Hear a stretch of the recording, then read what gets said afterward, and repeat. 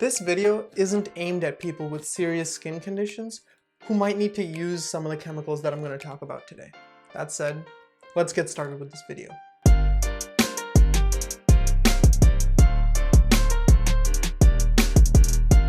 Skin whitening creams are exactly what they sound like. They are manufactured with the sole purpose of whitening your skin. Just think about that. This product creates an environment where people are ashamed of how dark their skin is, and then they buy products to make themselves feel better because of that. What the f? What the f? Yeah, exactly. What the f? Now, before we actually get into the science of things, there's some basic details everyone should know. These products are most commonly in demand in places like India, Pakistan, Nigeria, Kenya, places that have predominantly colored populations. And also this photo of Justin Trudeau doing brownface. One of the most common skin whitening creams on the Indian market is something called Fair and Lovely. Okay, so they actually rebranded to something called Glow and Lovely, but I'm pretty sure that's just some PR bullshit. Now, Glow and Lovely is made by this British-Dutch company called Unilever. They also own various other brands, one of them being Dove. So if you look at the irony of it, it's basically selling two products. One telling you to change yourself, and one telling you to love yourself. Let's put on our thinking caps here, kids. A British company saying they're gonna make something better when they actually make something worse. Where have we seen that before? Other popular brands that make fairness creams include Neutrogena, Garnier, and L'Oreal.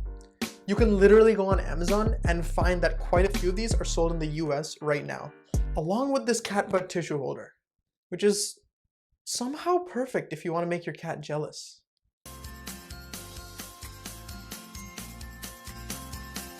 As toxic as skin whitening creams are due to the racist ideas they perpetuate, they're also just plain bad for your skin. Some of these whitening creams contain chemicals like hydroquinone, kojic acid, mercury, and other heavy metals that work to degrade the melanin, the pigment molecule, in your skin.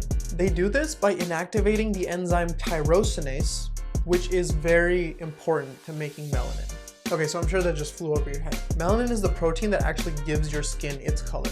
Melanin molecules are stored in tiny bottles called melanosomes, and they're made by special melanin creating cells called melanocytes. So think of it like strawberry jam in a jar. The strawberry jam itself would be the melanin because that's the reason the jar is red. The melanosomes would be the jar that the jam is in. And if you put that entire configuration into a pot that you made the jam in, that would be like the melanocyte. Now in skin whitening creams, the chemical hydroquinone that I mentioned earlier is so effective that it reduces melanin production by 90%. That's a lot of percents. And it even has the possibility of damaging your skin. Even a little bit of excess hydroquinone can easily irritate your skin and cause blue or black discoloration. The other common chemical, known as kojic acid, also known for being the drug of choice for the Asian version of Breaking Bad, not really, also decreases the amount of melanin in your skin while also increasing skin irritation. I said also too much. If you want skin irritation and like other issues, why are you using these chemicals? Just go to NYU, call up Timothy Chalamet and be like, chlamydia please. If you get it, you get it. If not, I'm sure Google will be your friend. Now here's an important distinction to make.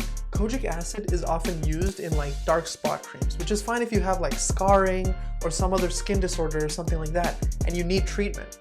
But using it to decrease your entire face's skin tone, that's a completely different story. Okay, so if you do regularly use these skin whitening creams, let's talk a little bit about what you're missing out on. Since melanin is primarily responsible for skin color, its content differs across all ethnicities and races. But between cross-ethnic differences, there are very blatant similarities on how it helps. Research shows that melanin protects your skin from harmful UV radiation that comes from the sun. Those UV rays can cause skin cancer in your skin.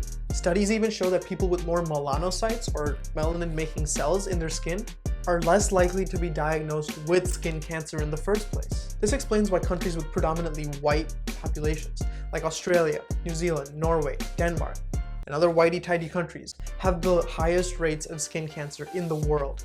So protection from UV rays is well and good, but skin melanin might have another function that helps humanity out. See, there's also a theory that melanin has an important role to play in skin immunity. Now, there isn't a lot of research exactly pertaining to this function, but scientists have reason to believe that because of the position of melanin in the upper layers of the skin and its widespread prevalence across the skin, it's strategically placed to attack invading bacteria and other microorganisms that might enter your skin. See, this functions as sort of like a primary defense, in the same way that leaving a cat butt tissue holder outside your home is a primary defense against all rats that might come in later on. You know, it's also been found that melanocytes, the melanin-making cells, are capable of phagocytosis, which sounds like an offensive term, but it basically means that cells can engulf foreign particles and eat them. This is what white blood cells also do when they get rid of viruses and bacteria in your entire body. To show you what phagocytosis really means, I'm going to show you this clip, and it'll explain it really well. Wait till Mom sees this! You guys are so busted! Well, I guess we better rescue Candace. Yeah, that's basically what happens. Phineas and Ferb, scientific accuracy 100%, all times. No question about it. So the point I'm trying to get across is that melanin is important for your skin. Listen, I know that sometimes there are skin conditions, and during those times you have to use certain skin whitening creams. But if you're born with tons of melanin and you feel ashamed or looked down upon, don't. It quite literally is protecting you, and trust me, you look amazing. Hit it, Bruno. I can't sing. So before we end, let's quickly recap. Skin color is determined by the amount of melanin in your skin. Melanin is important because it has been found to play a role in absorbing cancer-causing UV radiation and also might play an active role in the immune system.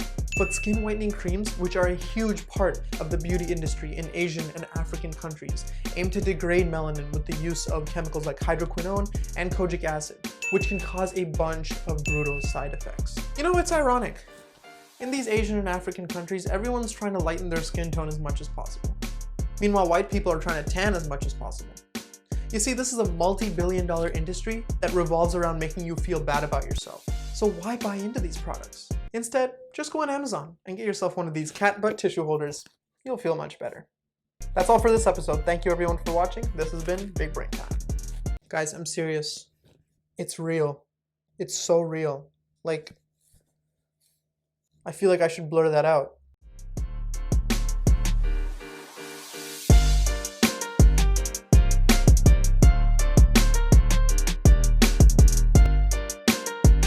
Thank you everyone for watching this latest episode of Big Brain Time.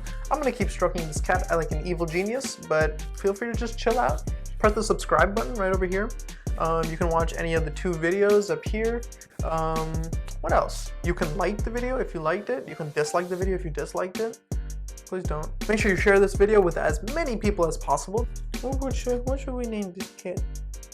It's kind of creepy. I think that's it. Cat says bye. Thanks for watching. Bye.